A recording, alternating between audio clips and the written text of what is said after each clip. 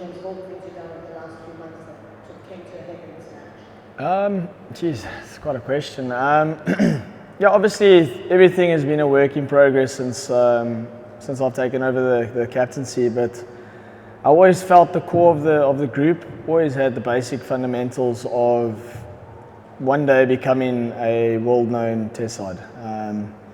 A lot of those are the senior players, and I mean those guys have risen over the last year to 18 months as well as individuals, and I think they, as team people, they've really they've put their individual stuff aside and they've actually focused personally on the team, and I think that's the responsibility that we've given them as well from our capacity as well. Yeah, I think everything happens for a reason, I guess, over the last year. But I'd like to think what we've laid down as foundation has been pretty true and pretty solid. It hasn't been fake. It's been pretty unique. It's been real. It hasn't been something that I feel is far-fetched. And these are purely our team goals that I have with the coaches. So it's not unrealistic. It's pretty achievable. But I know us as a players group, we a special bunch, and we play bloody good cricket when we're doing well. Yeah, so and hopefully long may it continue. It's been a pretty special journey so far, and yeah, hopefully it continues getting stronger. Thanks, Steve. Just your thoughts on the win. How good does it feel? You said you wanted to play some strong, smart cricket before the game. Do you feel your team delivered on that? Yeah, they were brilliant. Sure, there are a few guys that obviously had some individual performances, but I'm not gonna pinpoint those guys. I think a lot of guys influenced in moments where there were pressure situations, be it a slip catch or good stop that influenced the next ball or the outcome of maybe a potential wicket. I think our batting was pretty solid, especially our middle to late order, that they really came out and played the situation to a T, and that's the kind of awarenesses that I'm trying to create with the guys, and they need to identify those moments and play the game as they see it, and that's the kind of nature that I want the guys to yeah, they need to learn those things and fail along the way as well. Luckily it didn't happen this game that there was a failure, for instance, but yeah, there's a lot of learning still going forward for everyone. But yeah, it was a great win. I didn't wake up this morning thinking that I'll be doing a presser before 5 o'clock. I definitely didn't think that. But yeah, a pretty special performance. Squad performance. We haven't left a stone unturned so far, and yeah, hopefully we don't go into a comfort zone now. And well, I'm definitely not going to make us go into a comfort zone, because I know what complacency can do in international sports. So yeah, hopefully we enjoy it. We need to enjoy these moments. We did it at a really unique place as well. It's sold out Lords on a Friday. It's pretty big, and it's special for a lot of guys that haven't experienced that before. So yeah, we need to enjoy the next 2 days and then focus on the next test. Just wondering for you as captain, your thoughts or feelings on being able to captain that kind of attack where you've got so many different kinds of bowling or different skills to call on. I mean, even today when you called on Maharaj, you might not have necessarily thought Steve as early as we did in the game, and had immediate results. Just can you give some insight into what it's like to captain that attack? I'd like to think my margin for error is a lot bigger, having 4 fast bowlers, and our number 3 and 4 fast bowlers are the fastest out of the 4, and it's pretty nice to have that. But again, you still have to have pretty sound game plans going into that. The bowlers need to know their roles as well. They need to adapt to situations, which I'm very big on. And then you got Kesh, who's world class himself. He just operates in his own zone. He's an absolute gun when it comes to him operating as a cricketer. He's brilliant to have in the team. So yeah, it's nice having those luxuries, but by no means it's an end product. I want them to still getting better. Like, I need them to get to achieve more. I need them to want to achieve more. And I think once they all buy into that, which I'm sure they're doing with great victories like this, we're going to be a pretty special bowling attack. Dean, it seems from a tactical and strategic point of view that just an awful lot of things went right. Starting with team selection, I could be imagining all this, but with bowling changes and field placement and specific plans, it just seems like, I don't know, I mean, a lot of those are captaincy decisions, but there's a backup analysis team as well. And the second question, what did you think of the FTP? To the second question, I haven't really. I just know we're playing 28 tests in 5 years, which, I guess we could be playing more. It's a sad thing, but so be it. I can't say too much about that because I might get into trouble. And what was the first question again, Manners? A lot of strategic and tactical things. Yeah. Right. Yeah, a lot of homework goes into that. There's a lot of behind the scenes. We've got a seriously good coaching staff with a lot of experience, and I don't think they get a lot of credit. I've always been a massive fan of the group that Boucher's added to our coaching staff. Yeah, and a lot of work goes behind the scenes. And a lot of info gets past my side, and it's up to me if I want to use it or not. But I know they're doing it for the best. They want me to do well. They want me to make the right decisions for the side going forward. And I'll be an idiot not to use that info that comes my way. So yeah, it's not just solely me. It's also them. It's definitely not a Dean Elgar show. I can promise you that.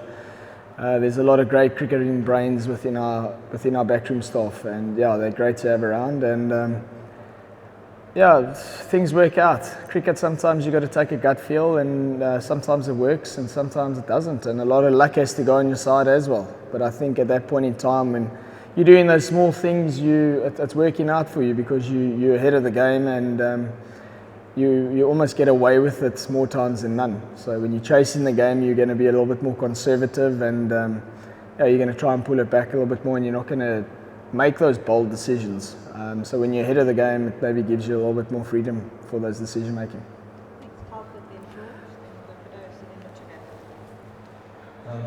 The conditions on the first day, I'm sure were a major influence in your decision to bowl first. But considering the way you played this summer at home, was there any, and of course you guys will back you up after you made that decision, but was there any thought to, I'm not going to let these buggers that last? Did you think of that at all? No, that was firmly playing our game. What they've done in the summer, it hasn't influenced my trail of thought. I literally went with the gut, but you have no idea what was going through my head on day one when we got here and it was overcast, and then 15 minutes later it's bloody sun shining and you're like, what is going on here now? And I went with my gut. Our strength is our bowling, and I thought the best conditions for bowling was on day one, and KG really brought it. That's why he's Kagiso Rabada. He's an absolute machine when it comes to rising to the occasion for big matches. And he put his hand up and he took the bull by the horns, and he ran with it, and he was brilliant and kind of made my decision a lot easier. I'm more a pro bat first captain. I like putting runs on the board first. I think it's important, but sometimes you got to go horses for courses, and you got to respect the conditions that are in front of you and where you're playing as well. So everything was saying ball first, but I was still looking to bat first. But having chats with the guys behind the scenes, the coaches and that, I think they swayed my decision to bowl first, and it paid off, luckily. But the conditions were pretty brilliant for bowling. Thanks, George. Lots of the team haven't had the opportunity to play a huge amount of red ball cricket, but you seem to come into the test looking perfectly well prepared, and fast bowls are fantastic straight away. What is it that you've done then over the last few weeks to sort of pick the perfect time?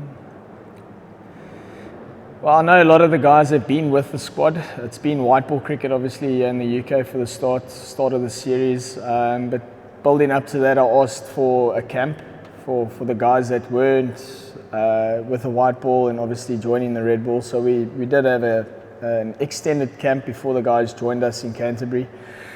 Yeah, and I just think we worked on the basics. Our coaches obviously set out a good structure for us to work through the first few days before the rest of the guys joined us, and yeah, we just ran with it. Obviously we got a pounding in the warm-up game, but for me that the exercise was a lot better than the outcome of the match.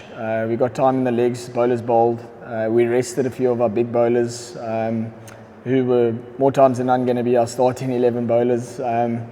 So yeah, we just went through the basics of prepping for a series. I can't say anything special was done. I think we just nailed our basics, and yeah, even though everyone's making a hoo-ha about the warm-up game, for me it was a great exercise for guys to get time in the legs. For me, I hadn't played cricket for 3.5 months. That was my first game back, and I had to go chase leather the whole day. And yeah, the body's a bit sore still from that, but I mean, it was a good exercise nonetheless. But yeah, we still had a very good training schedule that the coaches set out for us to achieve, and yeah, we did it pretty well. Specifically on today's play, when you brought Kesha on, you did. What was the thinking behind that, and just talk a little bit about the field placings and kind of the way you guys planned that? Yeah, purely gut. Again, it can go your way or it can't. Luckily it did. I know Zach Hawley is not potentially very good against left-arm spin. No disrespect to him, but I mean, the stats don't lie. So yeah, I just went with a gut feel, and I thought, oh, maybe the guys might relax a little bit going into lunch, and we might just get a wicket here. And luckily it was on our side. That's purely my thinking out of it, and if it didn't go my way, I would have been okay with it. Knowing that we've got so much more time in the game left and we've got to play a lot of cricket still, but it went our way, luckily. And then Kesh just settled in, and it's difficult to get Kesh off when he's bowling like that, because he doesn't want to stop bowling, and he actually becomes a bit of a pain, because you're like, we can maybe bowl some seamers here, and he's like, nah, I'm bowling. So yeah, luckily that paid off for us, and yeah. It's just one of those things where you got to make decisions on the field, and if your gut says this, you got to go with it or not, and yeah, it paid off. Thanks. Last question. Yeah, I think, as you rightly said, that South Africa should play more red ball cricket. Yeah, a lot more. Exactly. So in the current World Test Championship cycle, now after this victory, and if I'm not wrong, you are at the top of the table. So how big a motivation is that you are now in a league with a chance to come back to Lords next summer and play the final? 4 teams chasing 2 spots. Yeah, I think it's a good reflection of what we've done the last year. For me, it's a good reflection. For the players, they shouldn't be looking into it too much. You need to play every game for your test side like it's your last game. That's my kind of mantra when it comes to that thing.